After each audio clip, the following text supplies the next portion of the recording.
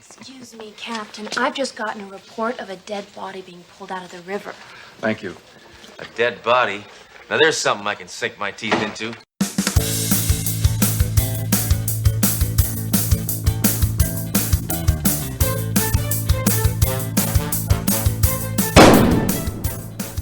Iain, you bag of British botulism, what is more trustworthy, an ant or a pelican?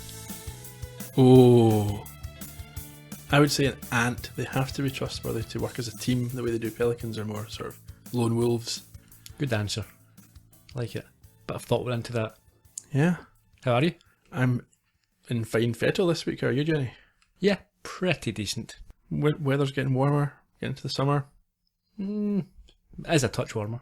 Anyway, what's your initial thoughts on the episode we watched this week? Icebreaker. Oh, that had a very sort of British twist, didn't it? Mm-hmm. This is appropriate. Why? Because British folk make the best spies. It's known. You've got James Bond, that guy that did the Trump dossier. You've got Mr. Bean. There you go. Johnny English. Yeah, that's it. Are there better spies than those people? I've not heard of any. No. Well, the cast of Spooks. Yeah, I think the fact that you've heard of those spies and haven't heard of any other ones would, by implication, suggest. Yeah. Well, there is that angle, I suppose, if you want to look at it that way. Anyway, this isn't about spying, is it? It's not really about spying. No, he's not a spy at all. No, but he's portraying a spy. Is he? No, he's not. No, he's not. His character is portraying a spy. No, he's not. Well, no, he's not even really a spy, is he? He's an Interpol. Yeah. But then he's the master of disguise, so some spying elements involved. Yeah, okay. We'll move on. Unless you want to beg early this week. Well, now that you've mentioned it, it would be weird if we left it hanging. We enjoy speaking to all of our listeners on social media and about each episode on sledgehammerpodcast.com, so you can find us there, or Facebook and Twitter, we're at Sledgecast. Feel free just to chip in. We may be coming towards the end of the series soon, so if you have any questions or anything you want us to deal with, that's where you want to send them. In terms of helping out the show, anything you can do for us, yes, there is. Go to iTunes, even if it's not where you listen to podcasts, rate, review and subscribe to the show, and it helps other people find it, which hopefully then leads them to Sledgehammer if they haven't already watched it. Summary? Why not? Crack on. In Icebreaker, Dory and Hammer are assigned to help a British Interpol agent nicknamed Dash with organising security for an upcoming event. When Dash sidelines Sledge and begins to charm his way into Doro's private life, things start to get a little awkward. Some sharp detective work soon allows Hammer to discover Dash's true identity, setting up a race against time to try and stop him before he kills the visiting Archbishop. With Dory also in imminent danger, can Sledge persuade Captain Trunk and stop the villain in time, or is his partner about to be sidelined for good? A charming summary, Iain. Well, arguable. Certainly. We begin in the bar. I like a bar opening. It's always fun. Relaxed, informal. Social. Sledge and Mayjoy are arm wrestling, with the crowd evidently favouring Mayjoy for some reason. Well, that's all his police cohorts who don't like Hammer. That's true. There's some back and forth, as we often see in an arm wrestling competition on TV, and Sledge has to resort to an unorthodox method of victory. He does. He's going to lose until he pulls his gun and Mayjoy concedes. Why Mayjoy doesn't then accuse him of cheating, I don't know. Because he might be shot. He must genuinely believe that Hammer's prepared to shoot him. He's just crazy enough to do that. Maybe. Dory does not look impressed either way. No, and I don't think it's just about that. She seems fairly downbeat. She knocks back an offer to wrestle Hammer next. Also to go bowling or shoot some pool. Mm-hmm. She's just not interested. Do you think this is her grumpy that he's not followed up on his kiss? Not intentionally. I think it's more in the subconscious. Mm-hmm. You know, that might be a reason. I don't think she's angry at him, but I think that kiss perhaps made her think of what she doesn't get.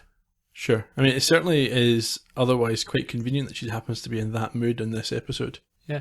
I must admit, I enjoyed finding out more about Dory, her psychology, her personality, a little bit more about her insecurities. Did you diagnose her with anything? Nope, I'm not a professional, wouldn't dream of it. She's obviously a sad sack. It seems that way. That's a medical term, right? Yep.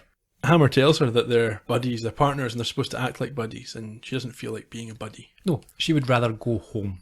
And as she does, Sledge proclaims that he doesn't understand women.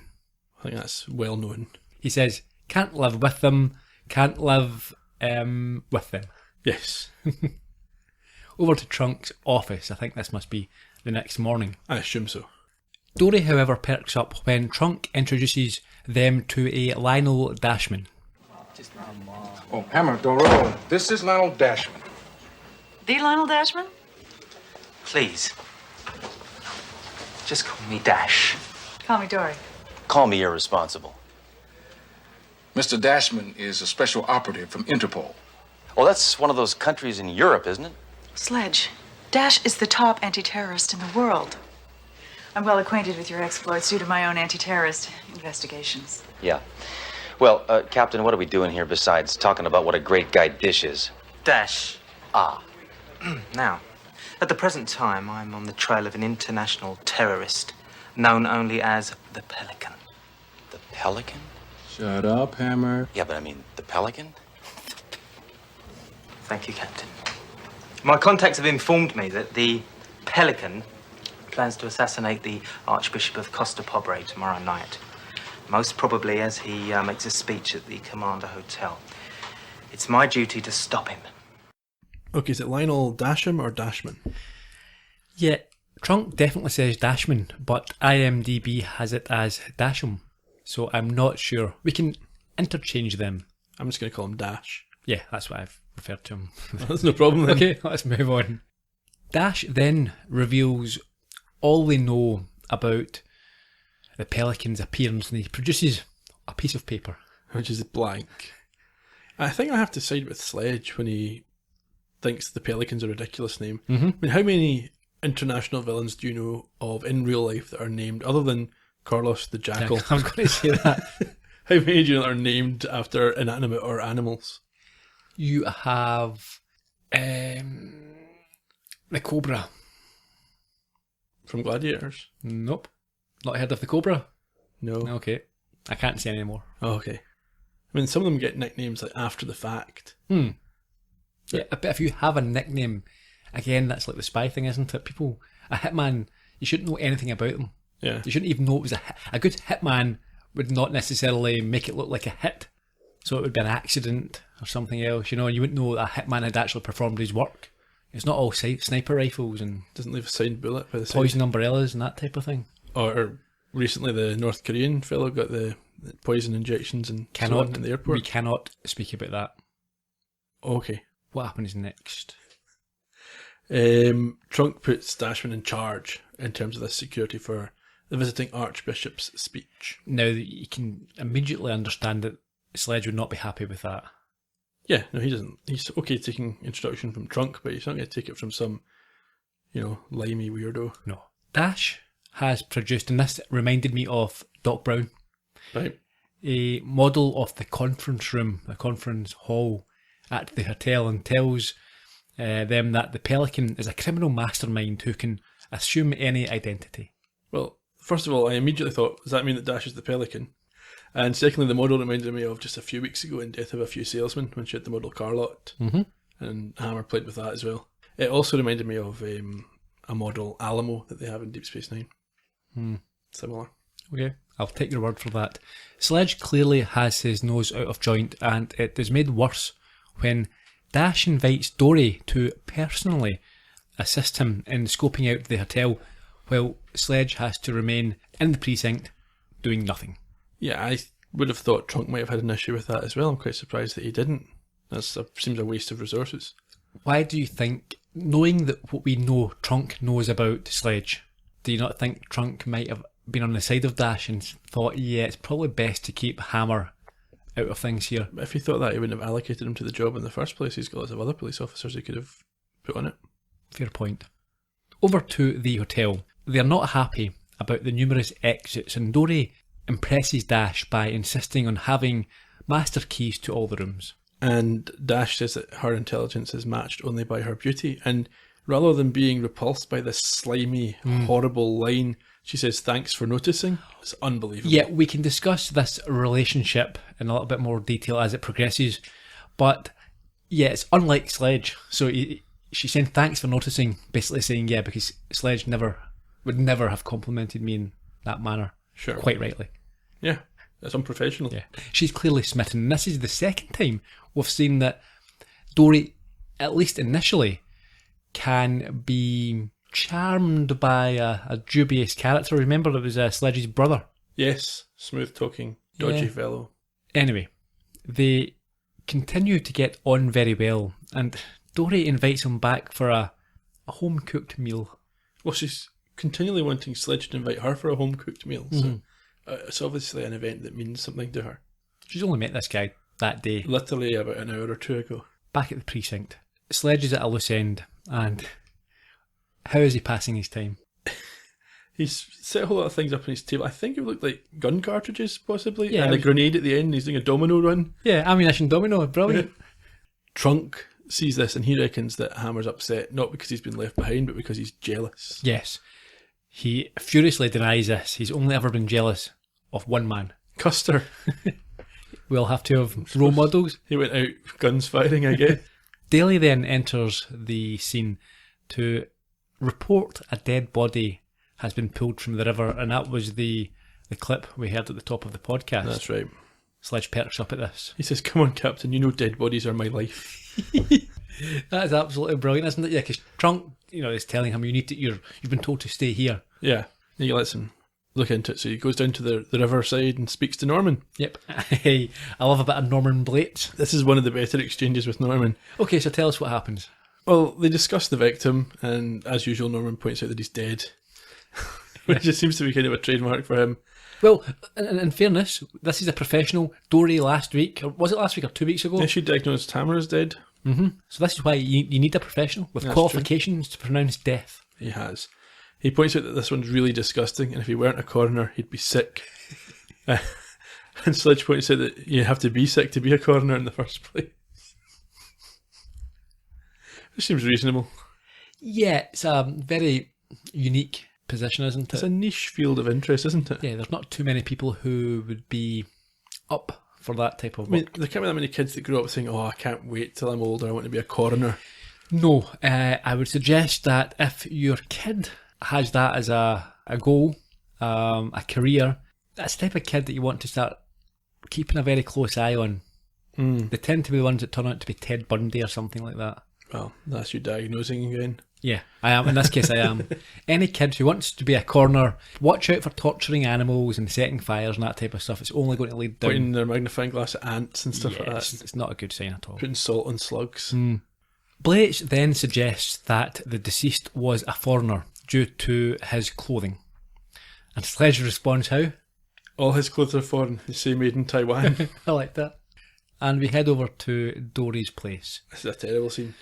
Yes, they are getting romantic in front of a fire. They've got champagne, and she appears to have changed into an LBD. What does that stand for? Do you not know? For the benefit of our audience. A little black dress. Okay. Very unprofessional, this. It's one thing I can just about accept her saying, listen, do you want to come back to my place for something to eat? To then change into a sexy little number, pull out some champagne and sit beside a roaring fire. It's not on. It's, for a start, you're living a cliche. Mm-hmm. And for a second thing, it's deeply, deeply unprofessional. Yeah.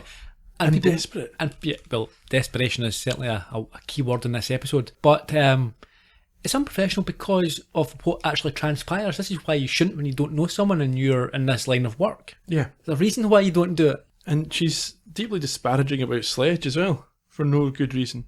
Well, sort of. He has a go and calls him Sludge.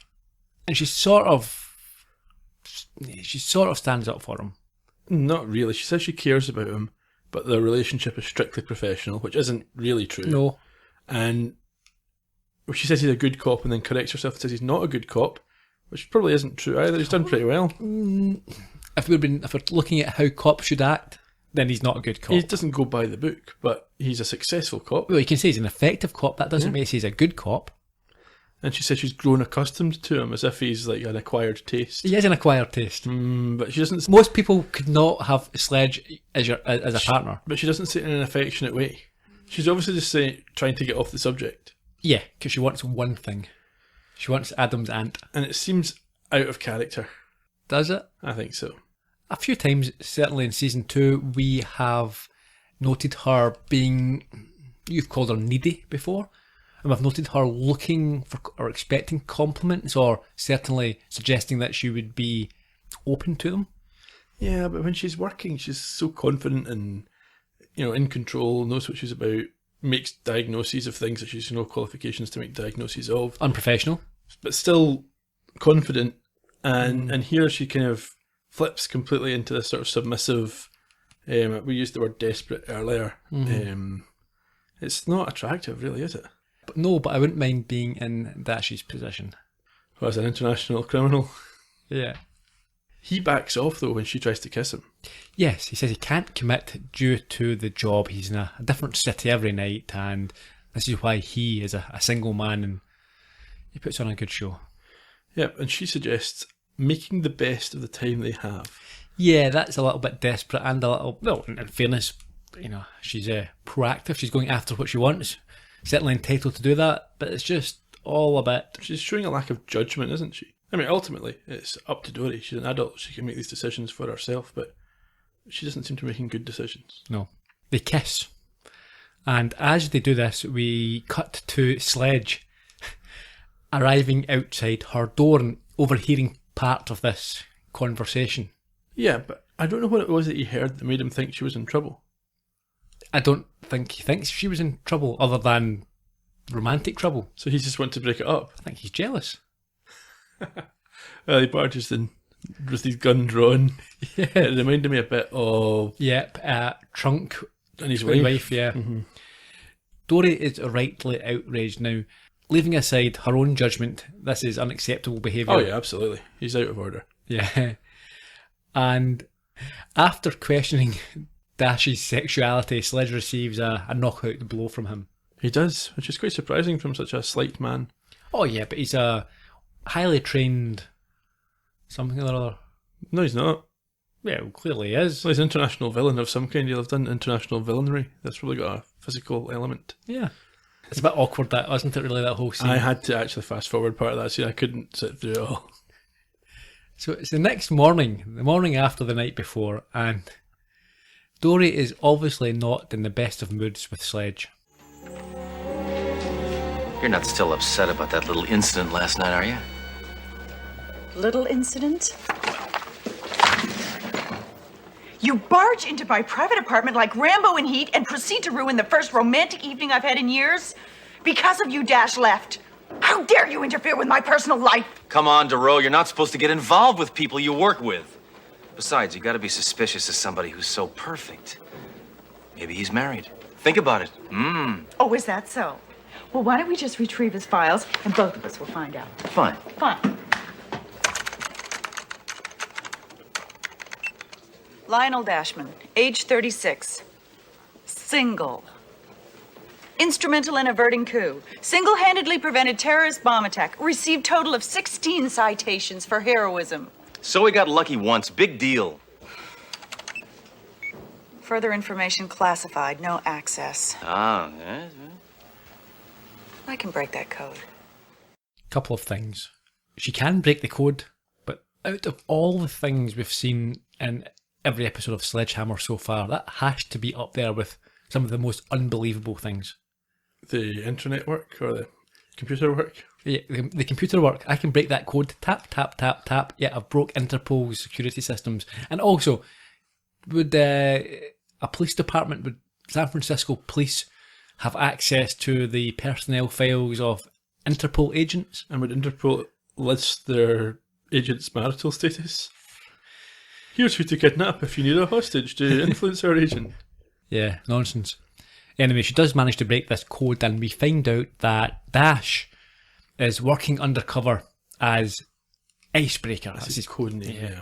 It's a top secret assignment, and apparently he is clean. According to that. I don't see how that suggests that he's clean. She's seeing what she wants to see. back over to the hotel, and Sledge joins Dash, Dory and Trunk, and tensions are quite high. Yeah, Sledge threatens to punch Dash, and he does some sort of weird fake martial arts howl and waves his arms around. I don't know what that was all about. This was a bit nasty. Dory reminds Sledge of what happened the previous night. Yeah, and Sledge correctly points out that there was a sucker punch. Yes, and I like Dash's response. He says, yes, I punched a sucker. Trunk's not sure what's going on, and he doesn't want to find out. Well, Dory doesn't want to tell him. She kind of fobs him off. And they decide, or Dash instructs them to start combing the area for explosives. Sledge goes up onto the podium, and he can't help himself messing about with the mic before falling down a few steps. Yeah, he does. Trunk kind of yells over, and as that's happening, Dash nicks in and plants some explosives on the podium.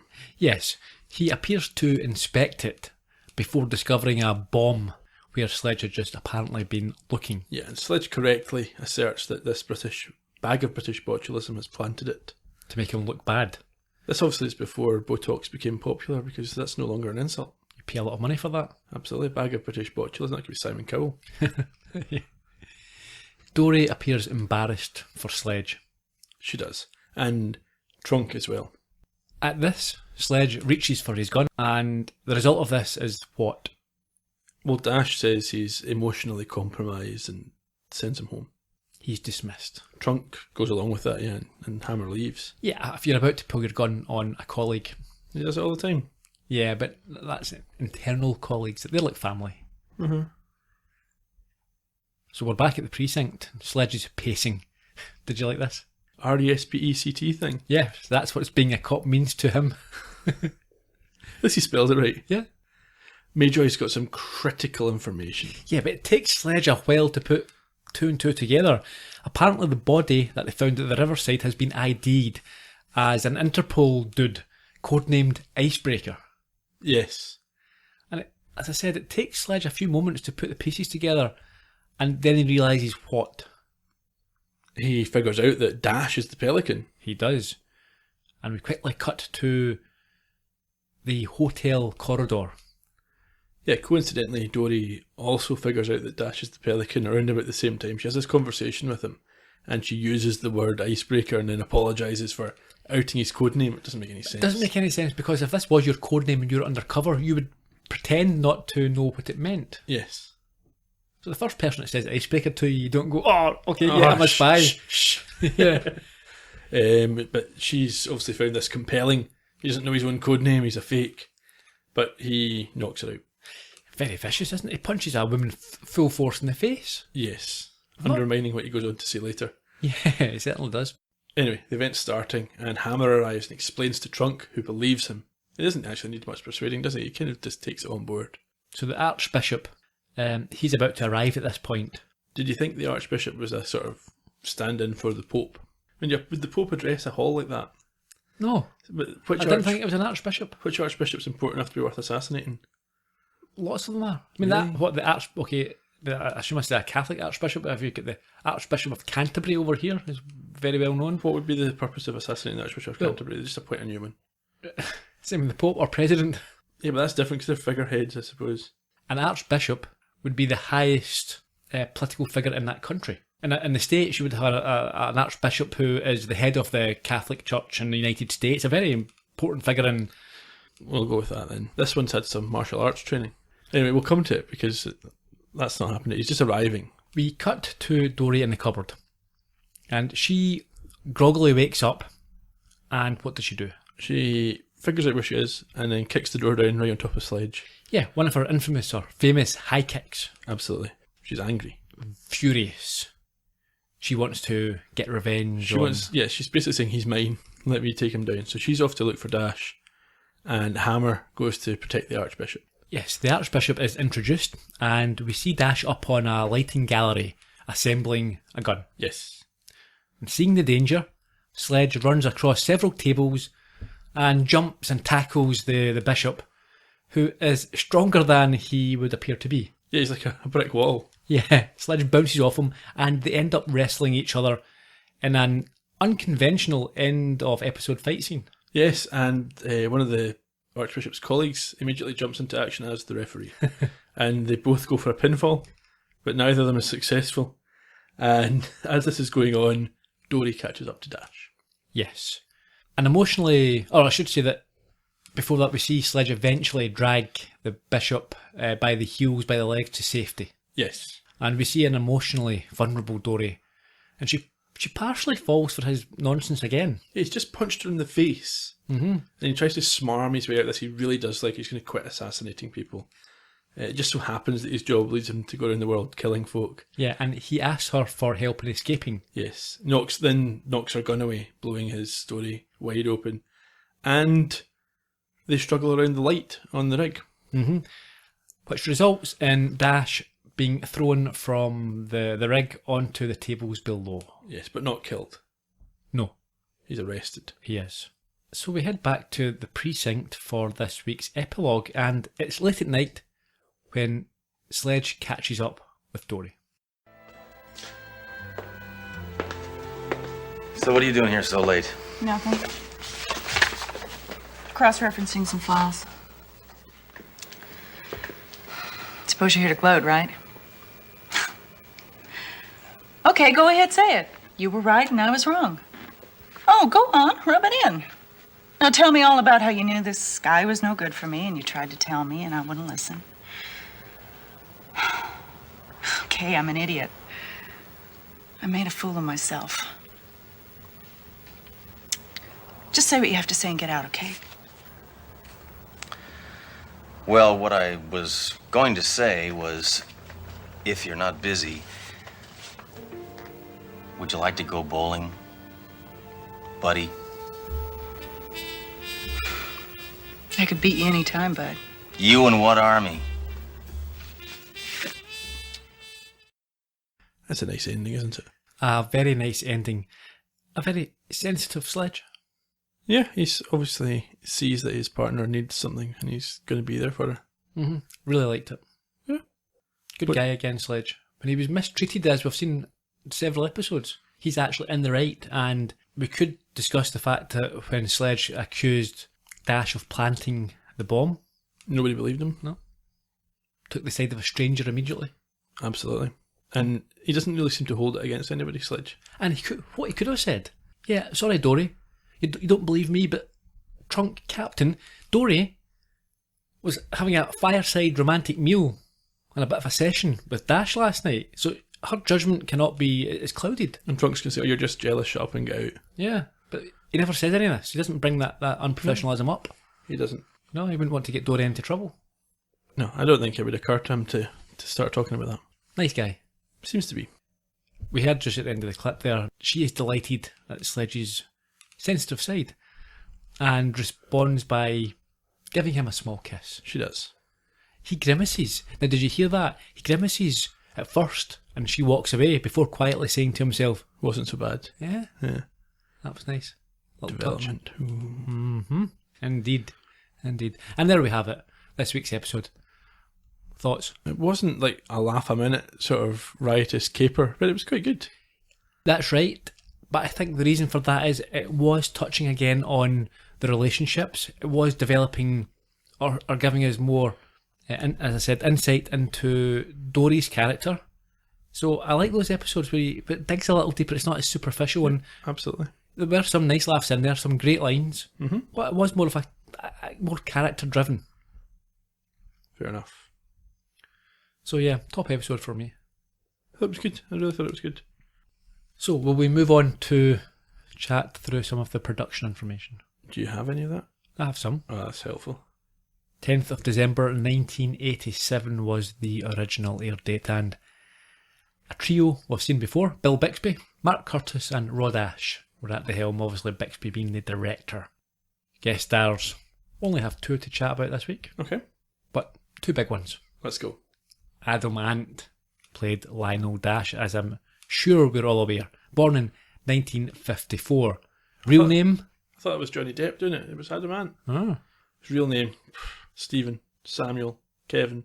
Stuart Leslie Oh, Goddard. I was close. Wouldn't have the same. I don't think he would have had the same career if he just, was Stuart Leslie Goddard. No. He was obviously the lead singer in, amongst other bands, Adam and the Ants, who were managed by Malcolm McLaren. known for songs such as Prince Charming and... Stand and Deliver. As an actor, he has been in The Equalizer, Northern Exposure, Tales from the Crypt. He has had well-publicised mental health issues. Okay. And I think within the last sort of 10-15 years he had some fairly major issues, but by all accounts he has overcame them, and he's been quite outspoken about mental health, and someone who has attempted to break down the stigma and the barriers towards discussion. He's also someone, or one of the few folk who came from that generation who's managed to avoid major scandal. He's one of only 3 people who was a pop star in that decade. Oh, that type of scandal? Yeah. Yeah. Sorry, I thought you meant just scandal, but that scandal. Yeah. Say no more. There's him and 2 others, we won't name them. Nope. They know who they are. Yeah. Jean LaBelle played the Archbishop. Okay, tell me about Jean. Born in 1932, he's a stuntman, actor, hugely successful martial artist and professional wrestler. Okay. He was known as the godfather of grappling. But yes, he is regarded as one of the finest proponents of martial arts around. So not so much of a Bishop Brennan then? No. Actor stuntman. He has over 1,000 movies in terms of stunts and over 230 as an actor. Okay. Including LA Confidential, Batman and Robin, Waterworld, The Last Boy Scout, Out for Justice, Total Recall, Hard to Kill, No Holds Barred, The Running Man, Robocop, Matlock, and The Lost Boys. So prolific in both fields. Sounds it. Don't have any other trivia this week. What's your favourite line? I like the "Call Me Irresponsible" at the start. That was good. Okay. And mine would have to be the dead bodies are his life line. You like the bit in the RESPECT? That was nice as well, enjoyed that. Or the exchange with Norman? Yeah, like I said earlier, there's plenty of funny lines in this week's episode. Yeah. Next week. What we do next week? They call me Mr. Trunk. Interesting. Yeah, that's what they call me. Ladies call me Mr. Trunk. No, they don't. No, they don't. No. Anyway, we have already begged. Let's just go. Bye-bye. Cheerio.